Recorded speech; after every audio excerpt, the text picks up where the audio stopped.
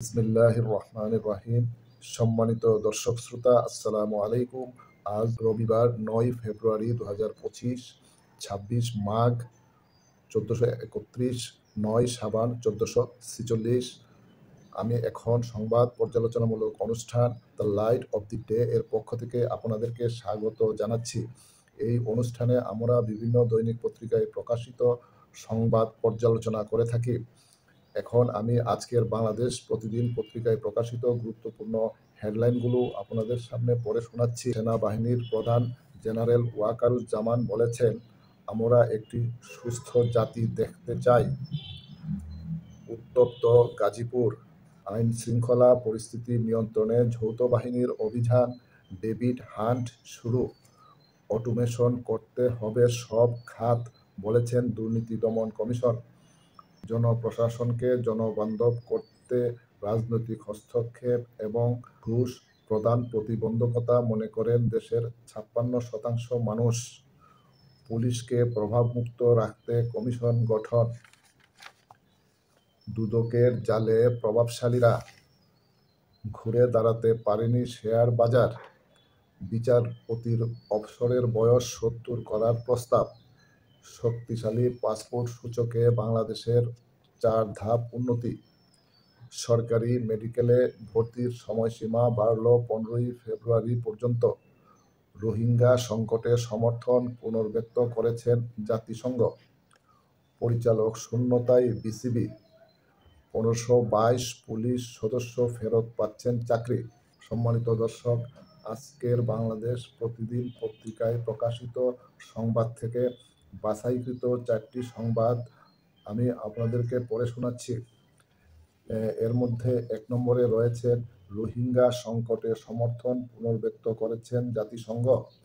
২ নম্বরে রয়েছে, সরকারি মেডিকেলে ভর্তির সময়সীমা বাড়ল ১৫ ফেব্রুয়ারি পর্যন্ত। ৩ নম্বরে রয়েছে, শক্তিশালী পাসপোর্ট সূচকে বাংলাদেশের ৪ ধাপ উন্নতি। ৪ নম্বরে রয়েছে, দুদকের জালে প্রভাবশালীরা। সম্মানিত দর্শক, এখন আমি আমার পর্যালোচনা আপনাদের সামনে উপস্থাপন করছি।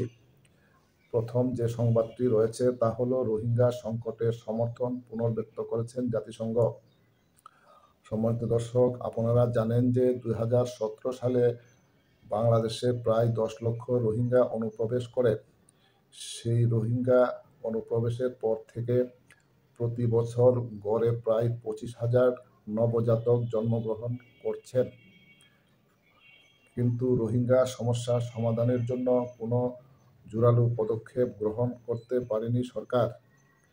রোহিঙ্গা সমস্যা সমাধানের জন্য বিভিন্ন ফোরামে অনেক আলাপ আলোচনা হয়েছে, কিন্তু কোনোভাবেই এই রোহিঙ্গা সমস্যার সমাধানের কার্যকরী পদক্ষেপ গ্রহণ করা যায়নি।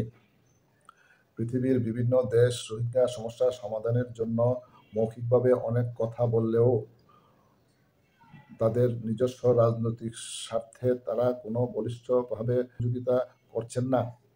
অনেকে মনে করেন রোহিঙ্গা সমস্যা সমাধানের প্রধান অন্তরায় হলো চীন এবং ভারত। চীন এবং ভারত তাদের নিজেদের স্বার্থে রোহিঙ্গা সমস্যার সমাধান করছেন না। তাই রোহিঙ্গা সমস্যা সমাধানের জন্য আমাদেরকেই বলিষ্ঠ এবং কঠোর পদক্ষেপ গ্রহণ করতে হবে। আমরা আশা করব সরকার রোহিঙ্গা সমস্যা সমাধানের জন্য নিজস্ব উদ্যোগের বলিষ্ঠ পদক্ষেপ গ্রহণ করবে। আমার পরবর্তী যে সংবাদটি রয়েছে সেটি হলো, সরকারি মেডিকেল কলেজগুলোতে ২০২৪-২৫ শিক্ষাবর্ষে এমবিবিএস কোর্সে ভর্তির সময়সীমা ১৫ ফেব্রুয়ারি পর্যন্ত বাড়ানো হয়েছে। আপনারা জানেন যে বাংলাদেশে প্রায় ৩৭টি সরকারি মেডিকেল কলেজ রয়েছে এবং এই কলেজগুলোতে এমবিবিএস কোর্সে ভর্তির আসন সংখ্যা রয়েছে ৫,৩৮০টি এবং বাংলাদেশে প্রায় ৭২টি বেসরকারি মেডিকেল কলেজ রয়েছে এবং সেগুলোতে এমবিবিএস কোর্সে ভর্তির আসন সংখ্যা রয়েছে ৬,৫৫৭টি। সম্মানিত দর্শক, বাংলাদেশে প্রতি বছর চিকিৎসকের সংখ্যা বৃদ্ধি পাচ্ছে এবং আমাদের দেশের চিকিৎসকরাই আমাদের দেশের চিকিৎসা ব্যবস্থা নিয়োজিত আছে। কিন্তু আমাদের দেশের জনগণ বাংলাদেশের চিকিৎসা সেবার মান নিয়ে সন্তুষ্ট নন। চিকিৎসা সেবার গুণগত মান উন্নয়নের জন্য কী কী প্রধান অন্তরায় রয়েছে সেই বিষয়ে গবেষণা প্রয়োজন। আমাদের দেশের মানুষ সঠিক চিকিৎসা না পাওয়ায় প্রতি বছর হাজার হাজার মানুষ বিদেশে গিয়ে চিকিৎসা করান। তাতে আমাদের প্রচুর বৈদেশিক মুদ্রা চলে যায়। আমাদের দেশের চিকিৎসা সেবার গুণগত মান কেন উন্নয়ন হচ্ছে না, সেই বিষয়ে বাংলাদেশ মেডিকেল অ্যাসোসিয়েশন গবেষণা করতে পারেন। আমাদের দেশের মেডিকেল কলেজগুলোতে শিক্ষার পরিবেশ এবং শিক্ষা পদ্ধতি ও সিলেবাস এই সমস্ত বিষয় নিয়ে গবেষণা করে সঠিক কারণগুলো বের করা প্রয়োজন। আমাদের দেশের চিকিৎসকরাই বিদেশে গিয়ে অনেকে সুনামের সাথে চিকিৎসা কাজে নিয়োজিত আছেন, কিন্তু বাংলাদেশে কেন সঠিক চিকিৎসা সেবা দিতে পারছেন না, এই বিষয়টি আমাদেরকে গবেষণা করে বের করা প্রয়োজন। বাংলাদেশ মেডিকেল অ্যাসোসিয়েশন চিকিৎসক সমাজের প্রতিনিধিত্ব করে।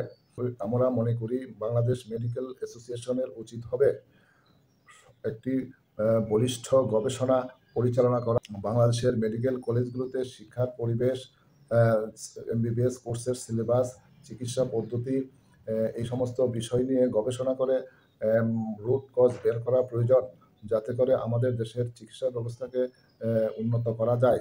আমার পরবর্তী সংবাদটি হলো শক্তিশালী পাসপোর্ট সূচকে বাংলাদেশের 4 ধাপ উন্নতি।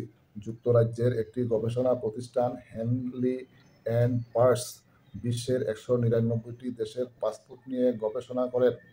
2024 সালে তারা গবেষণা রিপোর্ট প্রকাশ করেছেন এবং সেই গবেষণা রিপোর্ট অনুযায়ী বাংলাদেশের পাসপোর্টের মান 93। 2023 সালে বাংলাদেশের পাসপোর্টের অবস্থান ছিল 98।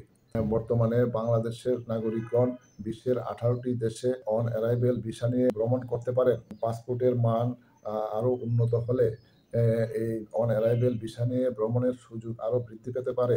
তাই আমরা মনে করি যে বাংলাদেশের ফরেন মিশনগুলো বিভিন্ন দেশের সাথে যোগাযোগ করে আরও অনেক দেশে যাতে বাংলাদেশের নাগরিকগণ অন অ্যারাইভেল ভিসা নিয়ে ভ্রমণ করতে পারেন, সেই ব্যাপারে কার্যকর পদক্ষেপ গ্রহণ করতে পারেন।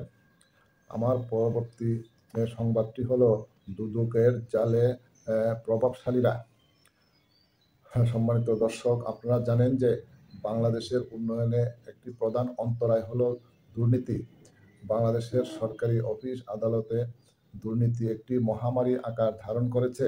দুর্নীতি দমনের জন্য বাংলাদেশের রয়েছে দুর্নীতি দমন কমিশন, কিন্তু অনেকে মনে করেন যে দুর্নীতি দমন কমিশন যথাযথভাবে তাদের দায়িত্ব পালন করছেন না। দুর্নীতি দমন কমিশন যদি যথাযথভাবে দায়িত্ব পালন করতেন, যদি অপরাধীদেরকে শনাক্ত করে যথাযথভাবে আইনের আওতায় নিয়ে আসতে পারতেন, তাহলে বাংলাদেশের দুর্নীতি এত মহামারী আকারে প্রভাব বিস্তার করতে পারত না। তাই বিশেষজ্ঞগণ মনে করেন যে দুর্নীতি দমন কমিশনকে ঢেলে সাজানো উচিত।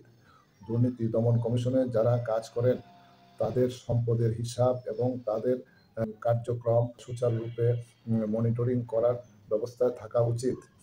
কারণ দুর্নীতি দমন কমিশনের মধ্যে যদি দুর্নীতি থাকে, তাহলে তারা অন্য সংস্থার দুর্নীতি দমনে কার্যকরী ভূমিকা গ্রহণ করতে পারবেন না।